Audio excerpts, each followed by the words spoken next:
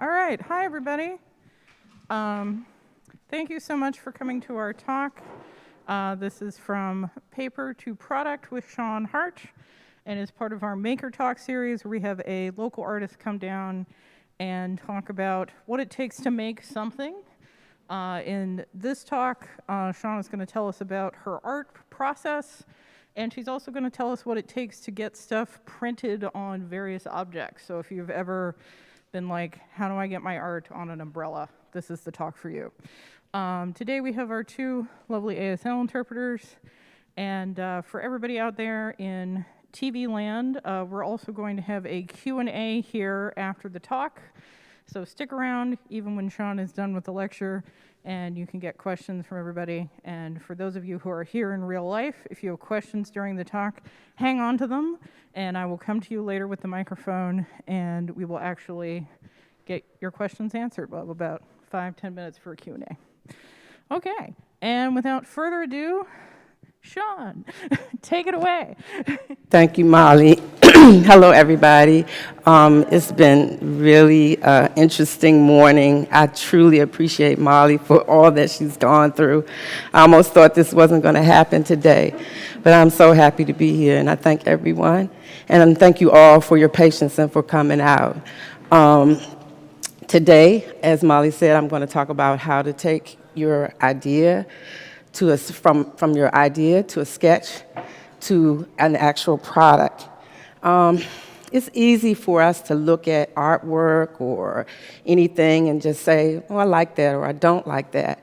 But if you think about the processes that it took the artist to create the product, then you might have a better respect if you understand what actually went into making something.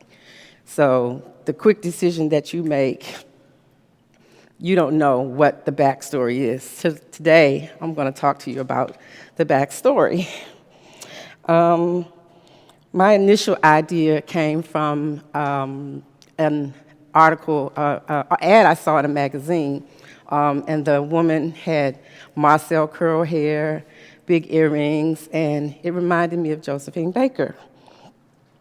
So that was my idea, and I'm like, I looked in the marketplace, and I didn't see a lot of products that reflected an icon or a woman of color.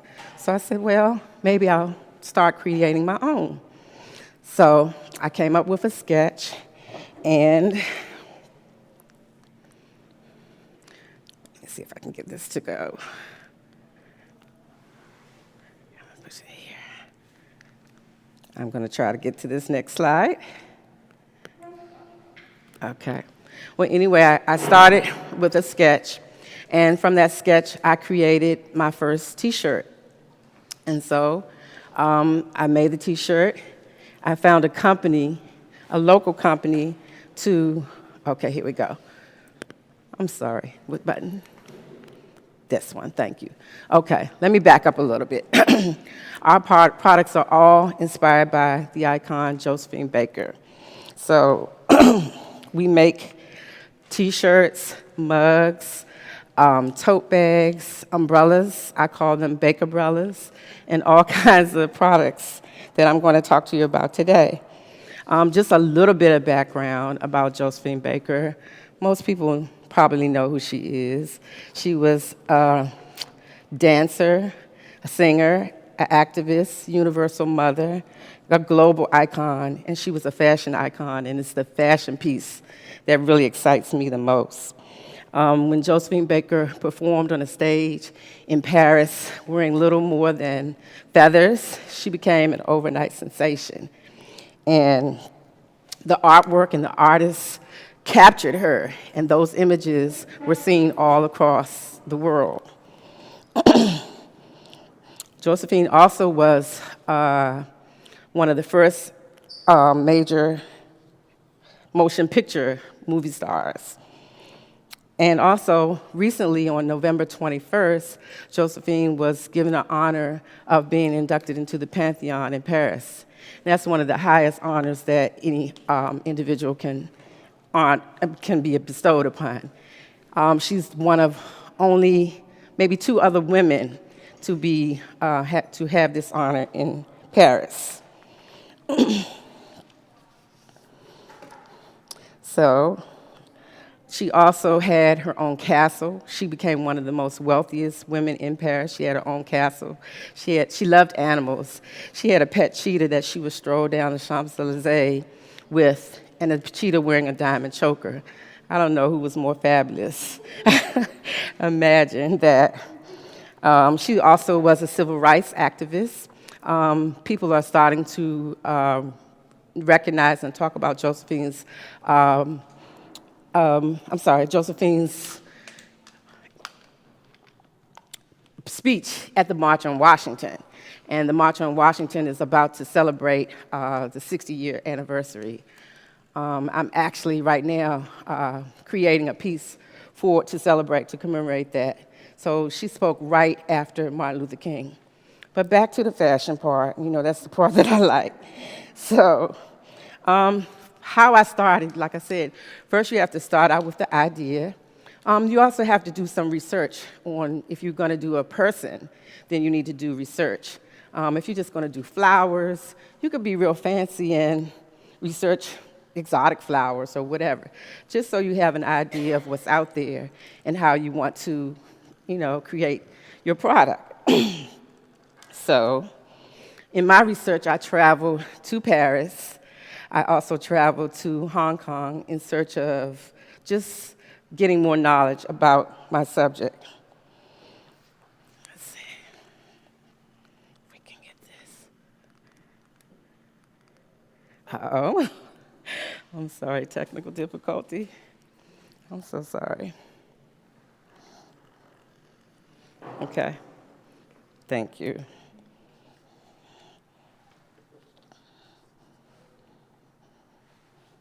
So the thought process in creating something can take a long time. Sometimes I have an idea that doesn't come to fruition until many, many months later, sometimes even years. So once you think about what it is you want to create, then you do your rough sketch. Okay, these are some of our products. Show me once again. This one. Okay, I'm sorry. And you also want to think about who's your target market. So if you want to make something, who are you making it for? You might just even want to make something for yourself. So you think about that, and then you think about what it is you're going to put out there. Let's see. Once again, the research piece is really important to me because I was doing products on a person.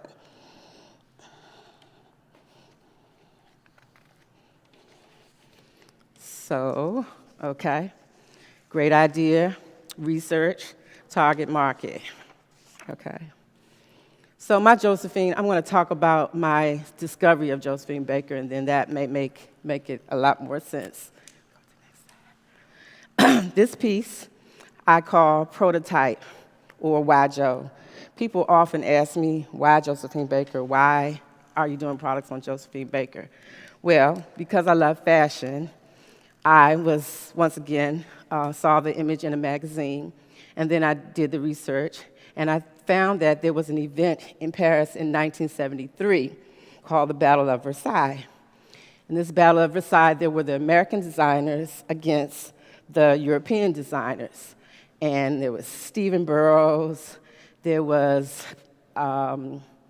Christian Dior, and then they had Josephine as the performer.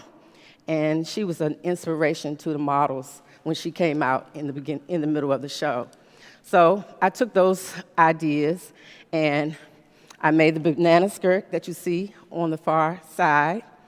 I put the Eiffel Tower for Josephine's debut in Paris, 1973, when the event took place.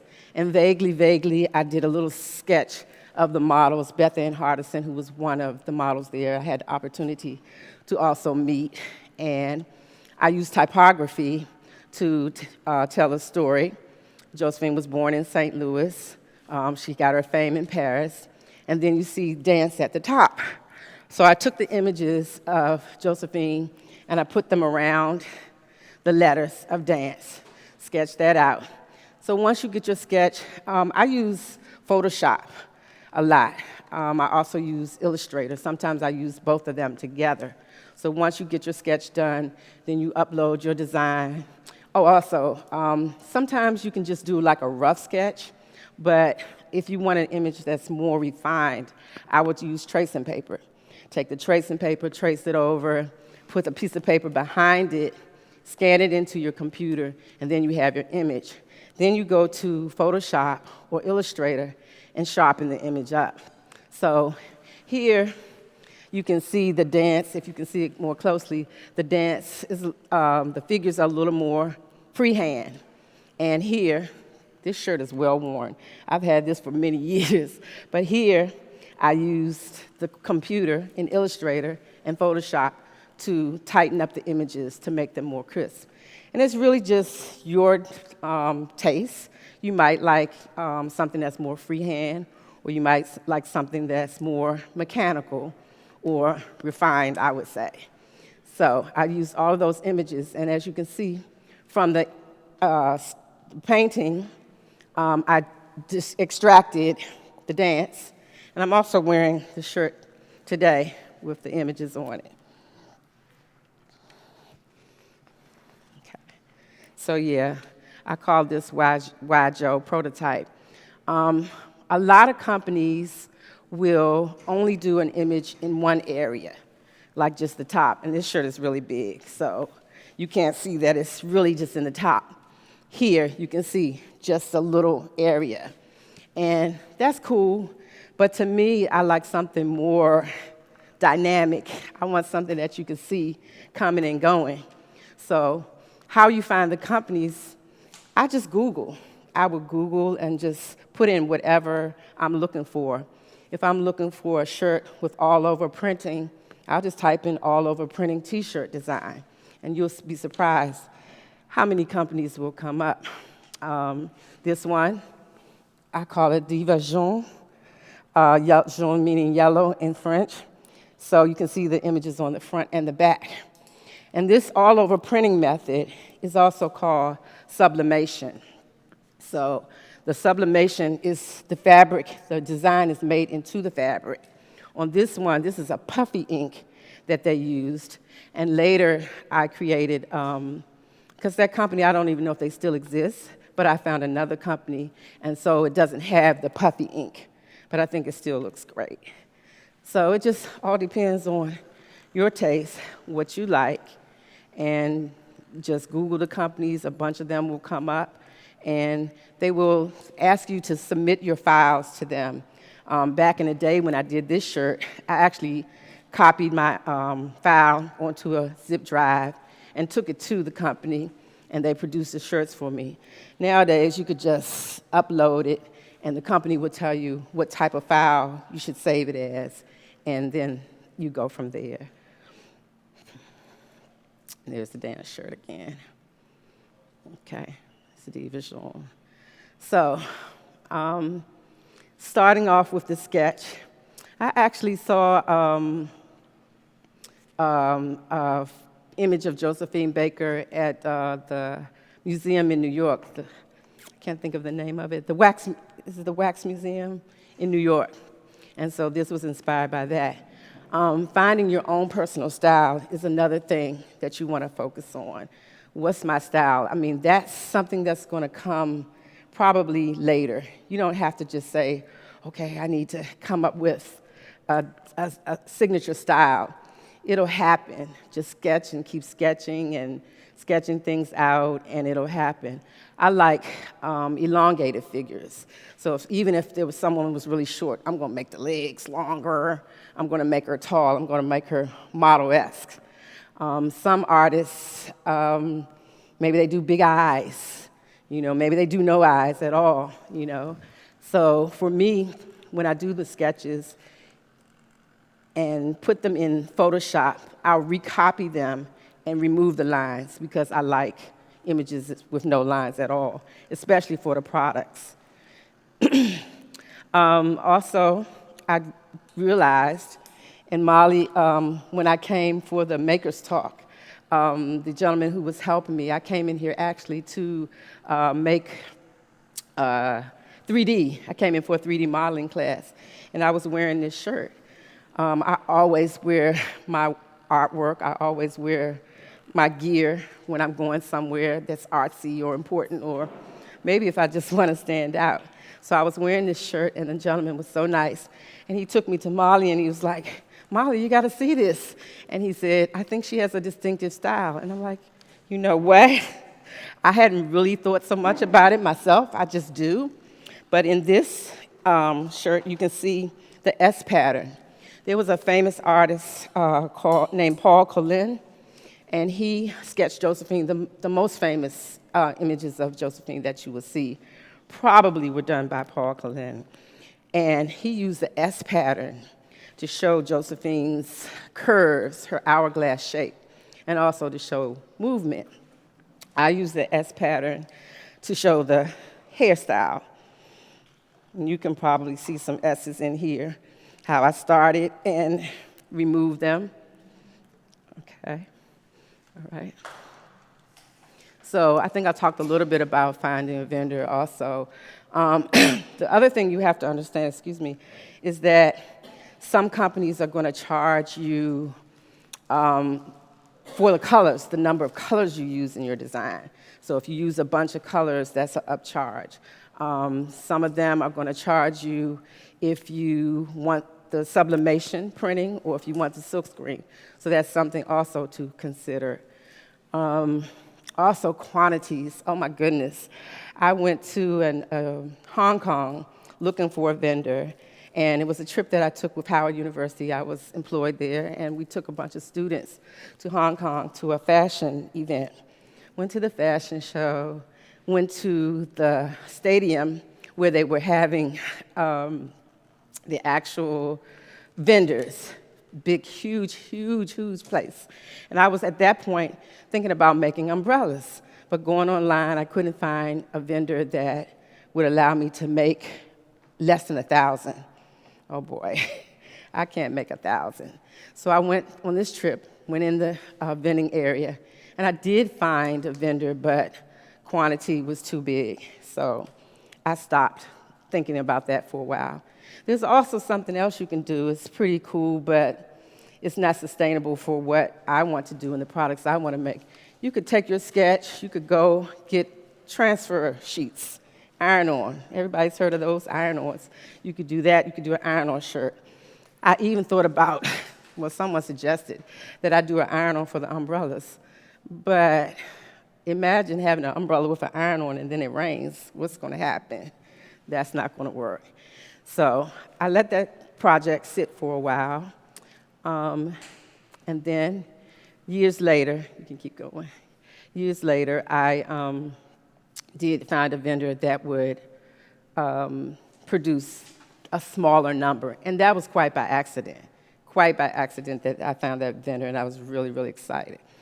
So I don't have that umbrella. I don't have it here today, but I'm going to show you something in a minute.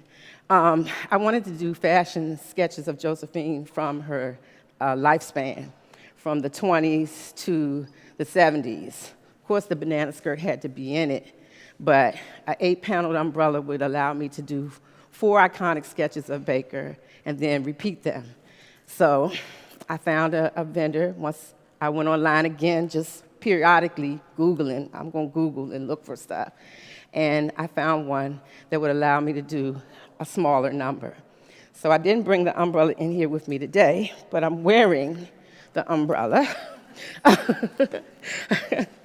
I'm wearing it, and you may be able to see the first 1, 2, 3 here, some more here. I still have the little things on there, but I actually wore this for a Met Gala event, and it was pretty fun. I think some people in the audience, I'm sorry. Oh, thank you. Thank you. Thank you. The umbrellas really don't fall apart. This company that I found, really, really great quality. But this one, I said, let me just do something with this sustainable fashion. You know, I think a couple of people in here might still have their Baker umbrellas. We sold actually over 200 of them, not just locally, but all over. So I also wanted to do, I was talking about doing an umbrella with all the colors, different images from the 1920s to the 70s, but I have not yet found a quality vendor that can produce those, but still looking for that. Okay, so after I create all these products, T-shirts, got my umbrellas going and things like that, I was like, I have a real company here. I need to get a logo and get this going. So I started thinking about what that logo would look like. And I wanted the company to be named after me. My name is Shawn, and it's Baker by Shawn. So I was going to use the letters BBS. So here's my little rough sketches you can see, just sketching it out, because Josephine's iconic hairstyle is, to me, and I believe, one of the most iconic, one of the most noticeable things about her. So, and also her red lips. So I started sketching out the letters, and then I drew the face and made it her curls. You can see the letters starting to take shape. I put the eyes in there. She's known for the smoky eye. So here you can see how it looks like it's forming the curls, and then the letters, and then that's how I came up with my logo. So, so from the rough sketches that you saw, uploaded, sketching, kept going, took it in, and then I added a square around it, and then the red for the pop of color for her lips, and that's the logo.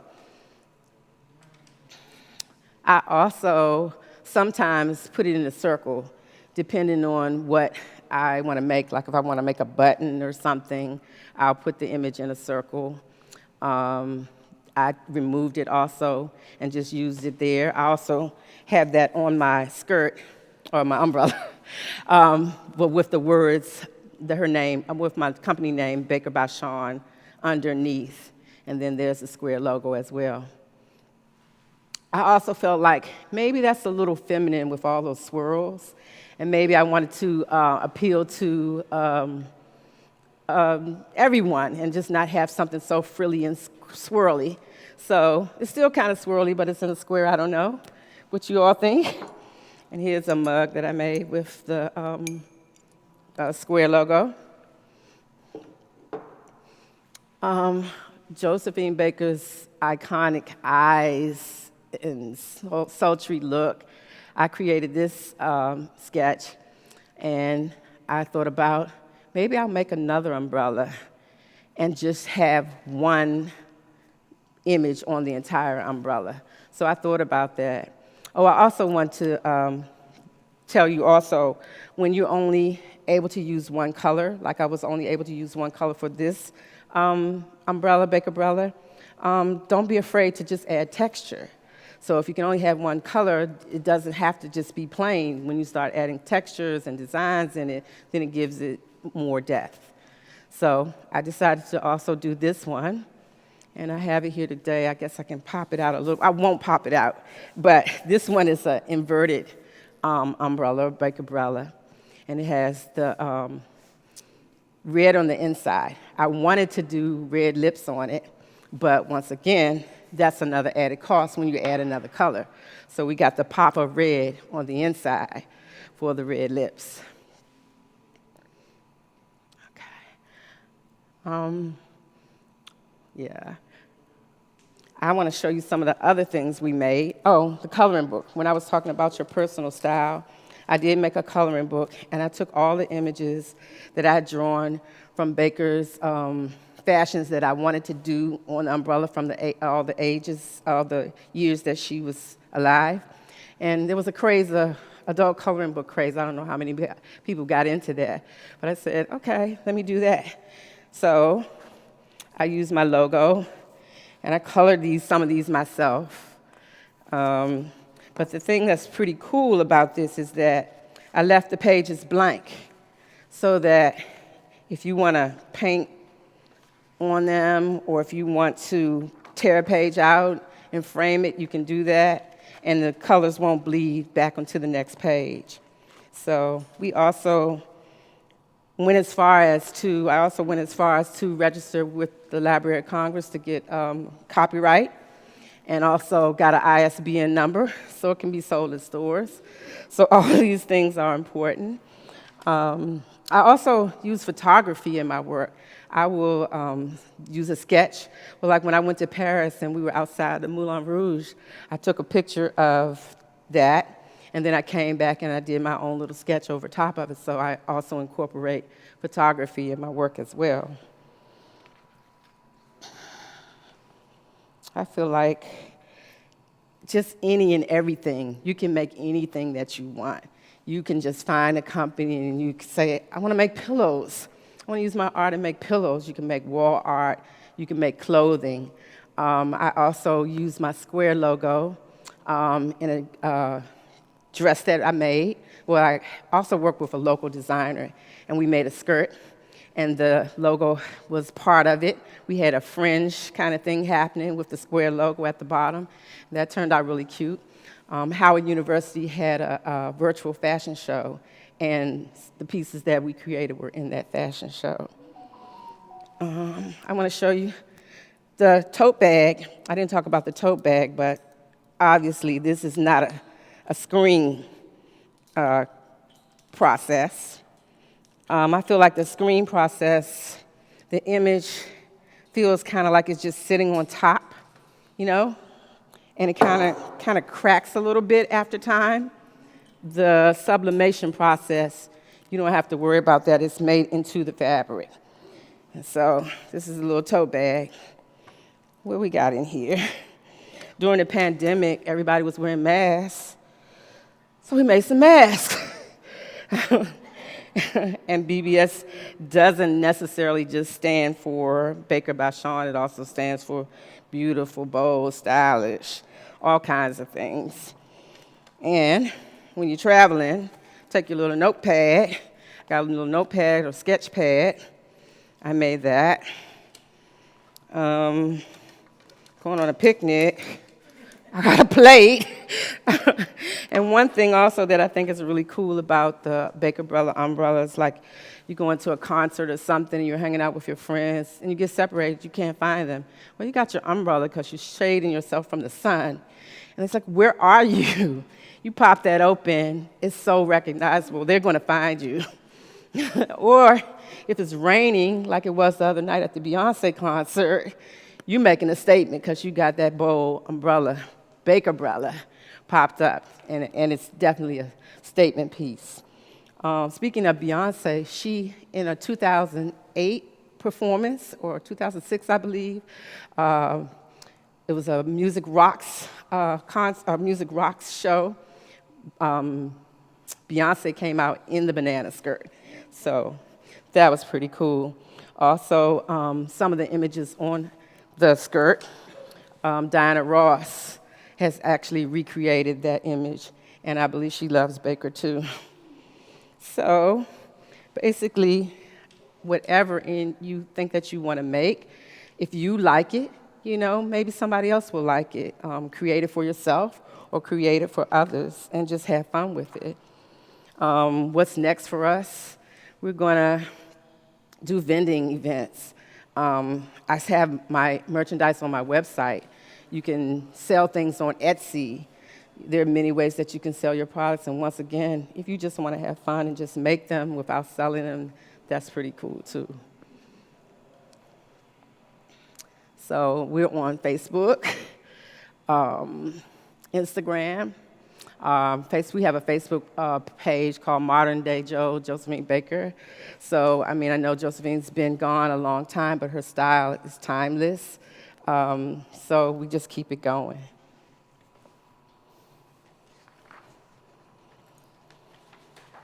Thank you.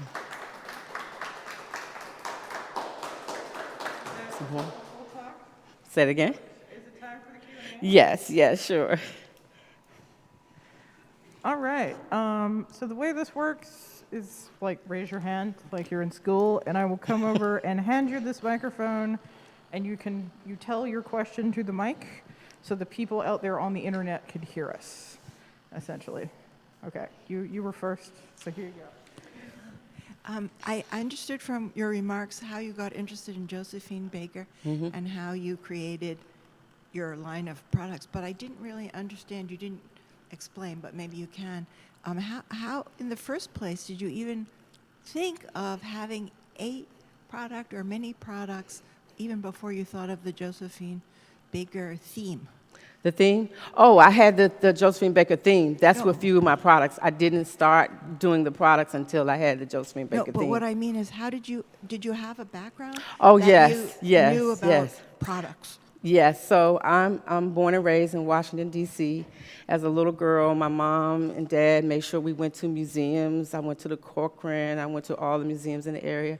My dad was actually a gifted artist, and so I'd sit with him and draw. First, we started drawing horses. I'd love to draw horses, so we were drawing horses. So I've always loved to draw, love fashion.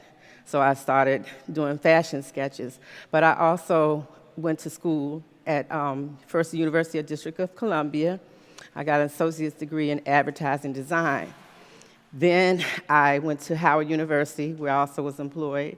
I got a master's degree, I got an undergraduate degree in electronic studio, which is digital design. Then I got my master's degree in graphic design. And my thesis was Josephine Baker, creating an American icon through a framework of social identity theory. And kind of like that just means people want to identify with something they feel is cool. So I'm gonna wear this cool t-shirt because Josephine Baker was cool. That's what the thesis was about. But I really just wanted to do creating an American icon through products and images, because that's what I really wanted to do, the products and images.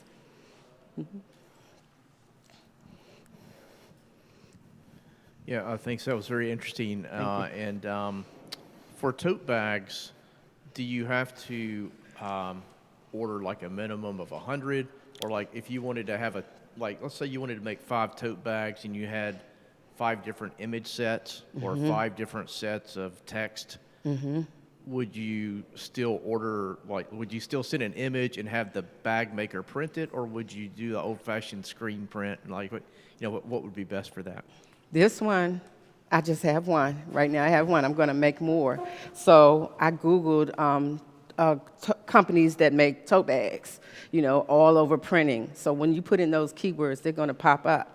So like I said, this company would just do one. So if I just wanted to do one and then I had some other images, then I do another one, and they didn't require a maximum number. You can. You can upload your pictures, your cat, your dog, whatever, and then maybe you want to sketch over it. Some people have iPads. You can take your iPad, bring an image in, use a program like Fresco, draw over top of that, upload it. Got a cool image. Any other questions? Okay. Oh, all right. Hang on. First, I want to say thank you so much, Sean, for being here. Thank I you. appreciate your time and your story and your artistic ability.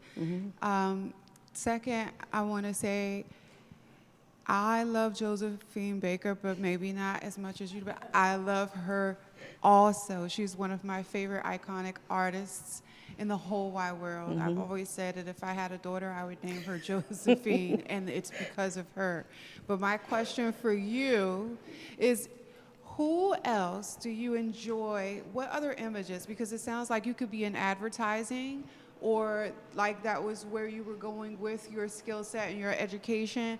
But who else is it that you're so interested in and so impacted by that you would grace us with on any product that you make? Can't think of anybody. Can't think of anybody because she's just a full package. Was a dancer, she's a singer, she's a motion picture star, she's a fashionista. And a very charitable person. Yes, she's an activist, I can't think of anybody else. Not that I wouldn't ever do somebody else because I could, but this is my passion. I think you chose a perfect person. I love. Who would you think? Who would you like?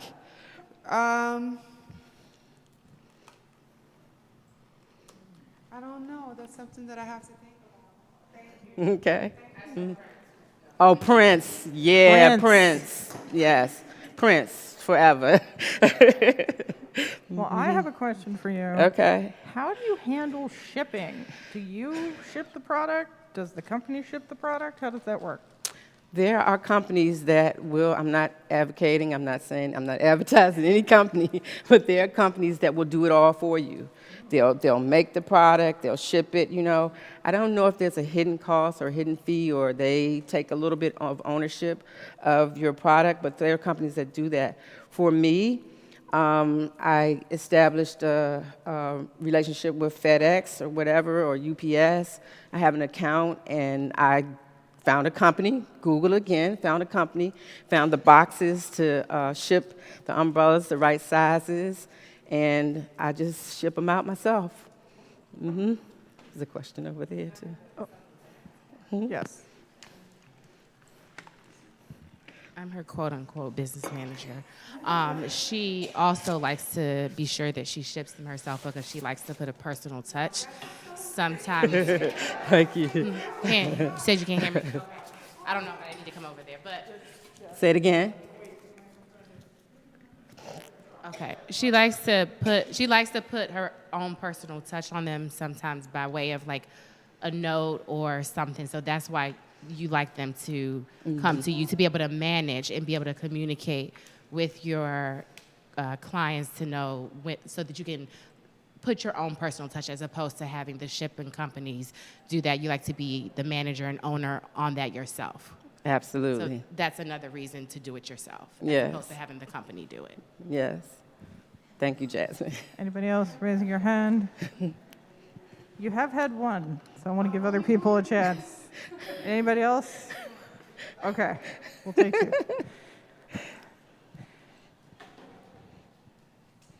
What's your question? I'll audio for you. You know, okay. No, I just wanted to say I love your logo. It's really beautiful, really Thank well you. thought out. Thank you. Also, I wanted to say, who did you order the umbrella from? Is Can't that tell. something you made yourself? Or I know you did the sketch from the store. Right. From your, So I found a company. Right. Great company. What I'm going to do, I'm going to make that available on my website. Okay. Probably by Monday. You're going to have to purchase something though first, and then I'll give you the vendors list for free. Okay. Okay. All right. Speaking of vending, you talked about how you were looking into selling at craft shows and stuff. Do you have any of those shows coming up soon? I Are do. you doing them locally? Stuff. Where can we find you if you're appearing Okay. live anywhere else? Upcoming soon, I think it's September, I don't want to say the date, but late September, Art All Night.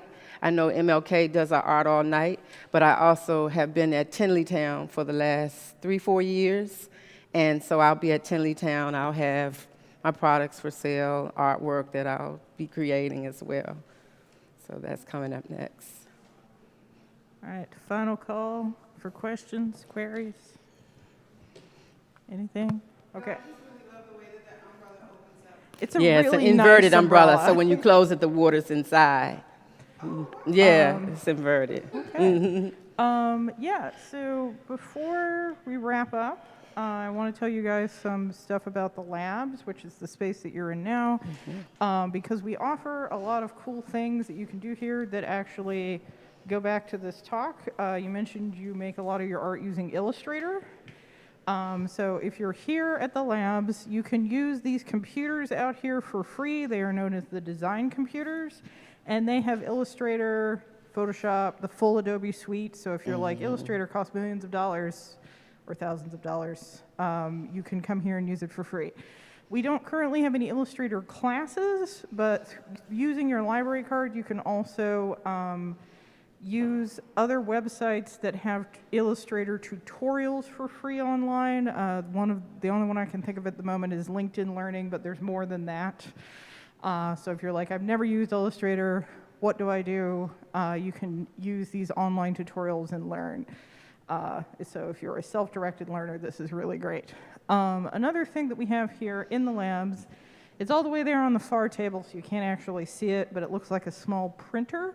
And this is our Cricut machine. Sometimes people mispronounce it as the Cricut, and by people I mean me, but that's what that is. So this machine can cut out very complex designs very easily using a blade, and you could upload things you have made in Illustrator to the Cricut, or see, I did it again, the Cricut, and then you can put them on your shirt.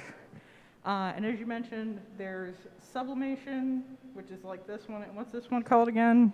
This really is just a silk screen. Yeah, No, the but process. It's a silk screen. Silk Yeah, screen, Yeah. yeah. So, so the Cricut is great for doing very small runs of T-shirts, like 5 to 10 runs of T-shirts.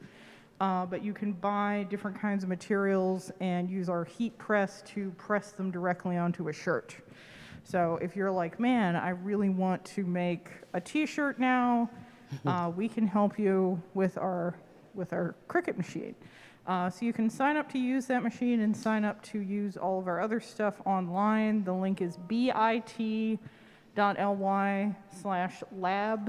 classes. Both labs and classes are plural. You have one more question? Okay, one more. Question is, where did you print Can't the disclose. plate? I can't disclose that. It'll No, be in my vendors, it's a vendors secret. list. Buy the plate. Get the vendor Google list. it. Wait, am I allowed to say that? I don't know. Okay. All right. Well, is that it? Do you think think so. we're no more questions? Okay. So All right. thank you all so much for coming. Thank you all for bearing with us with our slow start, and thank you so much, Sean Hart, for Thank showing you. us your art. Thank you. Thank you. Thank you, everybody. All right. All right.